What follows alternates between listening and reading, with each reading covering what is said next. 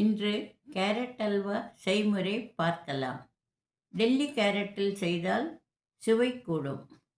கேரட்டை நன்றாக அலம்பி தோல் சீவி சிறு துண்டுகளாக நறுக்கிக் கொள்ளவும்.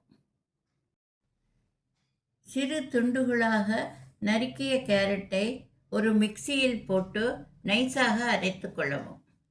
அரைத்த விழுதை ஒரு கிண்ணத்தில் எடுத்து கொள்ளவும். அடுப்பை பற்றவிட்டு இலுப்பச்சட்டி போட்டு 2 ஸ்பூன் நெய் விட்டு காய்ந்தவுடன் இந்த விழுதை போடவும்.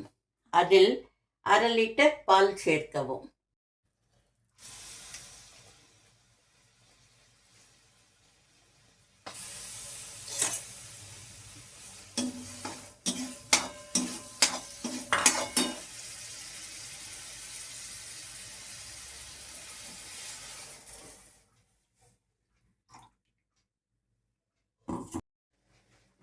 நன்கு கிளறி விடவும்.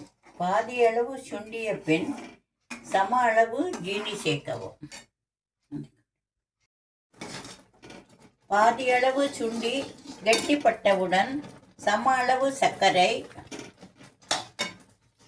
1/2 ஸ்பூன் ஏலப்பொடி, சிறிதளவு குங்குமப்பூ போட்டு நன்கு கிளறவும்.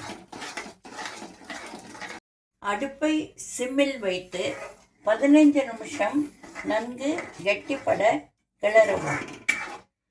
நன்கு சுருண்டு வந்த பின் 4 ஸ்பூன் நெய் சேர்த்து இறக்கவும்.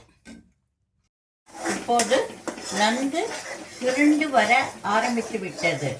இப்போது முந்திரி பருப்பு சேர்க்கலாம். இப்போது நன்கு சுருண்டு பதம் வந்துவிட்டது. அடுப்பை அணைத்து விட்டு ஆறிய பின் ஒரு பாத்திரத்துக்கு மாற்றலாம். சுவையான கேரட் ஹல்வா ரெடி.